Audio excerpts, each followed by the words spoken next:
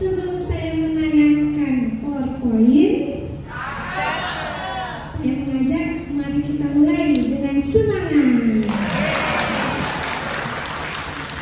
Assalamualaikum warahmatullahi wabarakatuh. Alhamdulillah, puji dan syukur kehadirat Allah Subhanahu wa Ta'ala, dan salawat dan salam kita kirimkan kepada junjungan Nabi besar Muhammad Sallallahu Alaihi Wasallam. Pertama-tama saya ucapkan terima kasih kepada yang terhormat Ibu Ira Sulistyo sebagai selaku founder dari Yayasan Kasih Anak Kanker Indonesia, dan tadi berkenan hadir memberikan sambutan Ibu Direktur Layanan Operasional dari Rumah Sakit Wahidin Sudirohusodo Makassar, dan salam kenal juga buat ibu-ibu dari Ketua Cabang di sini sebagai moderator Ibu Nurul, dan beberapa Ketua Cabang dari Yayasan Kasih Anak Kanker Indonesia. Dan saya juga menyapa ibu-ibu dan bapak-bapak yang berkenan hadir di auditorium PDIP lantai 6, dan tak lupa juga saya menyapa anak-anakku, siswa SMP, SMA, dan mahasiswa sebagai perwakilan dari masing-masing yayasan yang ada 7 cabang ya. Baik, tadi Ibu Ira sudah menyampaikan bahwa sebenarnya hanya ada satu jenis kanker yang bisa dideteksi pada anak, yaitu kanker mata, namanya retinoblastoma. Yang lain itu kita berusaha mencoba menyajikan di sini bagaimana kita mengenali gejala-gejala awal dari berbagai kanker yang sering terjadi pada anak. Tadi juga Ibu Ira sudah menyampaikan bahwa kanker pada anak itu berbeda jenisnya, berbeda dibandingkan dengan kanker pada orang dewasa. Namun kita tidak boleh berkecil hati, karena kanker pada anak itu angka kesembuhannya lumayan tinggi, ya. Saya tidak membandingkan dengan dewasa, tapi angka harapan hidupnya cukup bagus, terutama kanker darah atau namanya leukemia. Mari kita lihat gejala-gejala dari masing-masing kanker tersebut. Ada PowerPoint-nya nggak? Slide. Sebagai pendahuluan bahwa kanker merupakan suatu penyakit yang tidak menular. Jadi tidak usah khawatir berdekatan dengan pasien-pasien kanker itu, karena tidak menular, tetapi menjadi masalah yang besar di dunia termasuk di Indonesia. Setiap tahunnya diperkirakan sekitar 400.000 anak dan remaja usia di bawah 20 tahun yang menderita kanker, dan sekitar 11.000 kasus baru kanker anak di Indonesia. Kalau yang tadi itu di dunia ya, dan kasus terbanyak adalah leukemia dan kanker kelenjar getah bening atau limfoma. Slide. Nah, pada negara dengan berpenghasilan tinggi atau negara maju, layanan kankernya mudah dijangkau. Sekitar 80% anak-anak kanker itu bisa disembuhkan. Tadi juga di slide-nya ya kaki terlihat ya, kalau di negara-negara berpenghasilan rendah sekitar 20-30% saja. Terlalu jauh bedanya angka kesembuhan kanker anak di negara-negara yang masih berpenghasilan rendah dibandingkan dengan yang sudah berpenghasilan tinggi. Kenapa? Banyak masalah. Yang pertama, di negara kita itu jangkauan fasilitas ke rumah sakit masih terlalu agak sulit ya. Bayangkan saja pasien kami yang sementara dirawat di Wahidin itu misalkan berasal dari daerah timur Indonesia, misalnya dari Halmahera. Mereka harus naik kapal laut dulu ke kota, kemudian naik darat lagi sampai bandara, naik pesawat lagi sampai di sini. Jadi meskipun mungkin mereka gejalanya awal-awal tidak terlalu berat, tetapi karena menempuh perjalanan yang cukup jauh, mereka sampai di sini sudah menjadi lebih berat. Itu salah satu kendala. Yang kedua, pasien-pasien kita itu belum semua punya jaminan kesehatan. Jadi kadang-kadang mereka mau dirujuk, mereka menyatakan bahwa kami belum punya jaminan, jadi harus diuruskan dulu. Itu juga butuh waktu. Yang ketiga adalah tingkat pengetahuan dan kesadaran kita tentang kanker anak itu masih kurang. Oleh karena itu, terima kasih sekali dari YKK yang sudah memberikan kesempatan kepada saya untuk sharing mengenai hal ini. Slide. Ada 8 jenis kanker yang sering ditemukan pada anak-anak, yaitu leukemia atau kanker darah, kanker kelenjar getah bening atau limfoma maligna, retinoblastoma atau kanker mata, tumor-tumor otak, ya. Kemudian nefroblastoma, kanker pada ginjal anak, neuroblastoma, kanker pada susunan saraf simpatis, osteosarkoma, kanker pada tulang, dan karsinoma nasofaring. Ya, ini adalah 8 jenis kanker yang sering kita dapatkan. Dan bagaimana kita mewaspadai selain berbagai jenis gejala yang perlu kita perhatikan. Yang pertama adalah ketika anak kita itu sering demam. Demamnya itu sekitar 14 hari atau lebih tanpa penyebab yang jelas dan hilang timbul. Ya, kalau kurang dari 14 hari dan jelas penyebabnya, kita masih mungkin bisa memberikan pengobatan. Kemudian ada sakit kepala yang menetap dan memberat. Kadang-kadang kalau anak kita tidur terbangun karena nyeri kepalanya. Tiba-tiba malam terbangun, kenapa kamu sakit kepala? Disertai dengan muntah. Muntahnya itu bukan muntah yang biasa, tapi muntah yang menyemprot jauh ke depan, ya, karena ada tekanan intrakranial atau tekanan di otak. Kemudian ada penurunan berat badan karena nafsu makannya menurun, ya, berkurang kira-kira dalam kurun waktu 3 bulan. Kemudian ada gangguan penglihatan. Tiba-tiba kalau dia berjalan langsung berjalan terantuk. Orang sini dia tak utuh ya. Kenapa ini anak kalau dia jalan tidak jelas arahnya dan tiba-tiba suka terbentur gitu, ya. Atau penglihatannya ganda. Biasa dia mengeluhkan, Bu, mata saya kok penglihatannya jadi 2 kulihat, ya, penglihatan ganda. Atau tiba-tiba dia tidak bisa melihat, ya. Nah, itu wajib kita waspadai.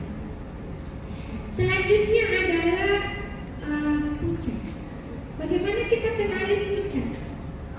Pucat itu bisa dilihat di bagian ujung-ujung. Kenapa anak kita pucat? Kenapa pasien tersebut pucat? Karena sel darah merah di dalam tubuhnya itu berkurang. Nah, akibatnya bagian-bagian ujung tubuhnya itu jadi nampak pucat. Bagaimana bisa kita lihat di kelopak mata bawahnya bisa dibuka, hidungnya, bibirnya, ya, telapak tangannya, telapak kakinya, seperti ini. Kita lihat gambarnya.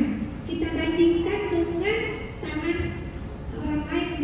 Nah, kelihatan kan bahwa tangan anaknya lebih pucat dibandingkan dengan tangan ibunya.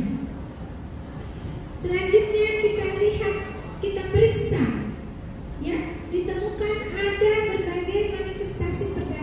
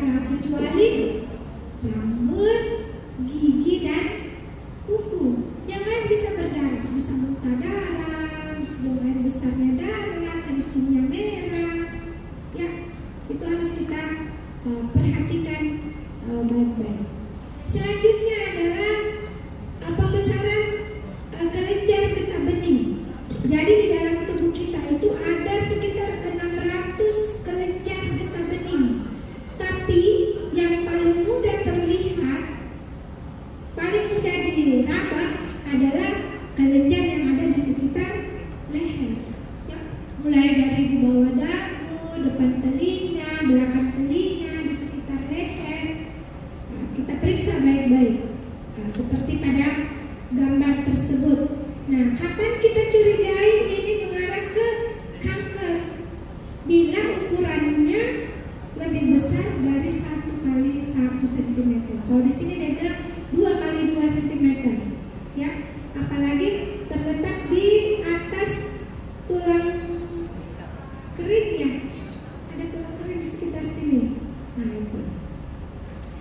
Nah, selain pucat, perdarahan, dan benjolan-benjolan, nah ini tadi yang termasuk salah satu jenis kanker yang bisa dikenali, dideteksi gejalanya lebih dini, yaitu retinoblastoma. Bagaimana gejalanya?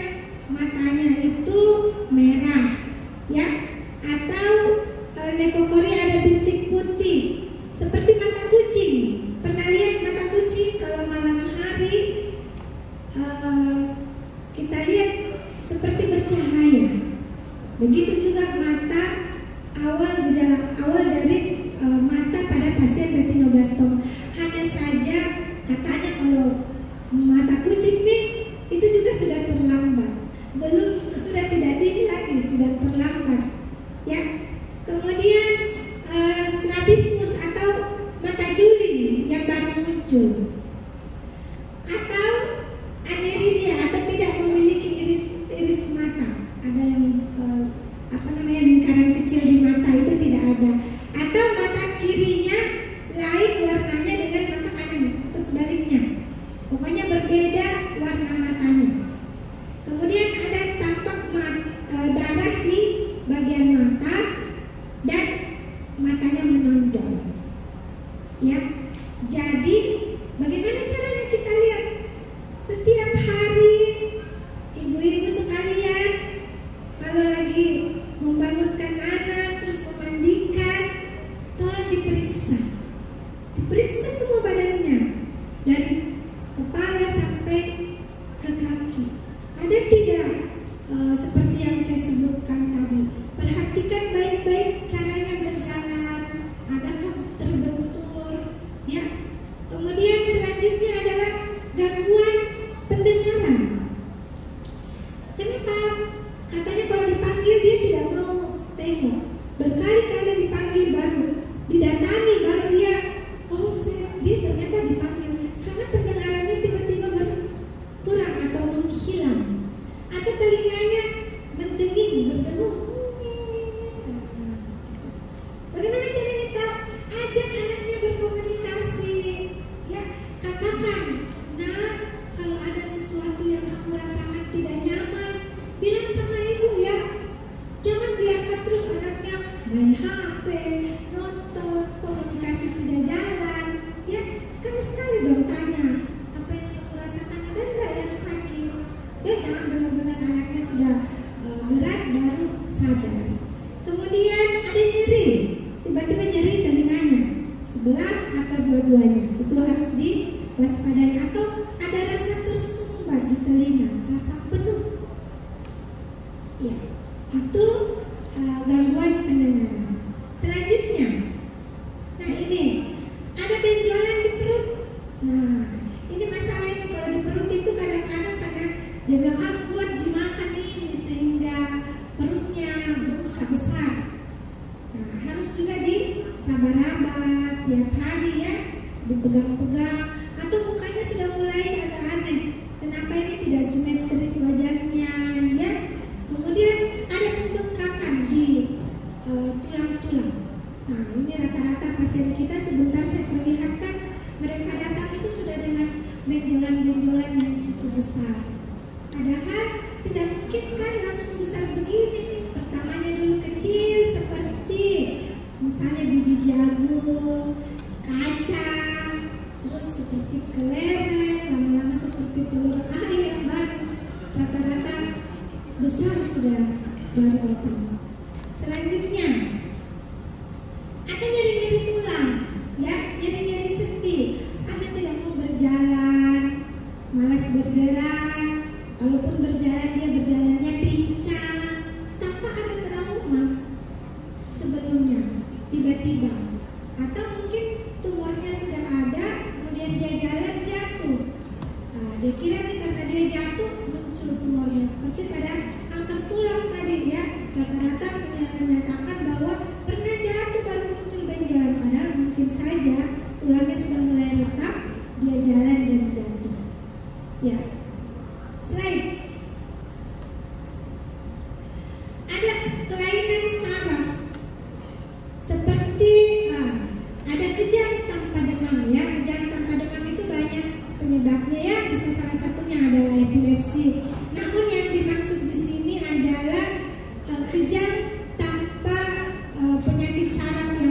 besar yang bersifat progresif. Mungkin saja ada sesuatu di otaknya atau kelemahan di satu sisi. Jadi kalau kita lihat disuruh dia tersenyum, mencong kiri atau kanan, disuruh tutup mata, matanya yang sebelah bisa ditutup, yang sebelahnya terbuka, disuruh julurkan lidah, miring ke kiri atau ke kanan lidahnya. Coba deh anaknya diperiksa ya, pulang sebentar pulang ke rumah. Kalau punya anak, dikategorikan anak itu dari lahir sampai umur 18 tahun. Kalau sudah besar bisa diperiksa sendiri dirinya ya. Kemudian ada perubahan kesadaran atau perubahan perilaku, tiba-tiba dia bengong, ditanya matanya lurus, tidak ada tanggapan ya, atau dia tidak bisa bicara. Kita punya pasien leukemia, selama dideteksi dia tidak bisa bicara, tidak bisa ngomong apa-apa. Setelah diobati, alhamdulillah anaknya sudah mulai bisa bicara. Ya Allah, luar biasa ya. Kemudian pelo, gagah, dan kalau bicara tidak jelas apa yang diomongkan gitu. Slide. Nah, itu sekilas tentang gejala-gejala awal yang bisa kita waspadai ya. Mungkin anak kita ada demam yang tidak jelas penyebabnya, penurunan berat badan, ada pucat, ada perdarahan, ada benjolan-benjolan. Benjolan itu bisa di mana saja berada, mulai dari kepala sampai ke bawah itu benjolan. Dan benjolan itu tidak langsung besar, mulai dulu dari yang kecil perlahan-lahan, tidak langsung besar. Kalau ada benjolan yang langsung besar dalam waktu singkat, kemungkinan itu infeksi, bukan kanker. Nah, kalau ada didapatkan gejala, mungkin ibu-ibu di sini juga bisa share ke keluarganya, ke sahabat-sahabatnya, ke teman-temannya, teman arisan, bahwa oh ada kira-kira seperti ini, tolong dibawa anaknya ke dokter. Slide isyada, saya mau memperlihatkan real kasus atau kasus yang nyata yang kita dapatkan di Rumah Sakit Wahidin. Nah ini pasiennya nampak pucat ya. Ini adalah gejala-gejala dari leukemia. Ada pucat, bisa dilihat di kelopak mata, di bibir, anaknya gampang tidur, mudah mengantuk, loyo, lemah, telapak tangannya pucat. Kemudian selanjutnya ada perdarahan di kulit, bisa di mata, di gusi, ya bukan perdarahan gigi ya, tapi perdarahan gusi. Selanjutnya ada benjolan-benjolan, ada pembesaran kelenjar, ada pembesaran hati dan limpa. Ini semua adalah gejala-gejala dari leukemia atau kanker darah, pucat, perdarahan, sering demam, kemudian ada pembesaran kelenjar getah bening, hati dan limpanya besar. Nah ini kanker kelenjar getah bening, coba bayangkan Bu, ada satu pasien itu kelenjarnya muncul semua, di leher, di ketiak, di selangkangan. Nah ini kita lihat, kenapa mereka datang begitu lambat ya? Padahal ini tidak seperti ini di awalnya. Itu karena kesadaran kita masih belum bagus. Nah, pasien yang berbeda ini, pasien yang satunya juga sudah besar kelenjarnya. Alhamdulillah sudah diobati, sekarang sudah kempes. Slide berikutnya. Nah ini retinoblastoma, kalau yang di atas itu seperti mata kucing, itu masih kecil.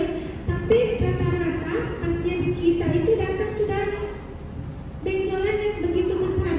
Bahkan itu benjolannya sudah ada yang keluar juga lewat mulut, dari mata tembus ke mulut. Luar biasa besarnya. Pernah juga saya bawa seperti ini di kantor gubernur, dia bilang ini seperti film horor. Ya, tapi ini kenyataannya yang terjadi. Kita dapatkan kasus seperti ini. Slide. Nah, kanker pada ginjal, pembesaran pembengkakan di perut. Ya, ginjal itu ada dua Bu, kiri kanan. Bisa kiri, bisa kanan. Sekarang kita merawat pasien yang ginjalnya dua-duanya membengkak, membesar. Selain ini kanker pada tulang. Nah ini kita lihat nih, benjolan di kakinya itu lebih besar lebih berat daripada badannya kalau dipisah ya. Kenapa bisa seperti ini? Karena banyak pasien-pasien kita itu sebelum ke dokter dia ke dukun dulu, diurut berkali-kali, tumornya tidak malah mengecil tapi malah tambah besar dan sampai di sini seperti ini, bahkan sudah menyebar ke tempat lain seperti ke paru-paru. Selain ini pada susunan saraf, ya, susunan saraf simpatis. Nah kita sekarang punya satu kasus ini, dia itu pasiennya masuk ke dokter mata karena dilihat matanya menonjol. Ternyata dari dokter mata konsul ke kami periksa ulang lagi semuanya, ternyata ada benjolan di perut. Nah, kalau ada mata menonjol dan benjolan di perut, itu kemungkinan mengarah ke neuroblastom seperti ini. Ya, nah, jadi bisa saja itu benjolan tidak hanya di satu tempat, bisa di beberapa tempat. Selain ini rhabdomyosarkom itu kanker pada otot corak. Ya, nah kita lihat ini benjolannya sudah keluar di mulut, ini sudah menyumbat mulutnya. Jadi bagaimana kalau dia makan? Tapi alhamdulillah pasiennya masih ada sekarang, tumornya sudah mengecil. Nah bisa di mata seperti ini, alhamdulillah juga tumornya sudah mengecil karena diberikan kemoterapi. Selain ini pesan singkat saja. Kalau mau melihat berbagai jenis penyakit darah dan kanker pada anak, silakan masuk di YouTube saya, ketik nama saya, dan ada beberapa jenis kanker dan kelainan darah yang ada di situ. Selain sama saja. Ya, saya kira demikian apa yang saya sampaikan. Mudah-mudahan ini bisa mengetuk perasaan kita bahwa gejala-gejala tersebut harus diwaspadai dan kita harus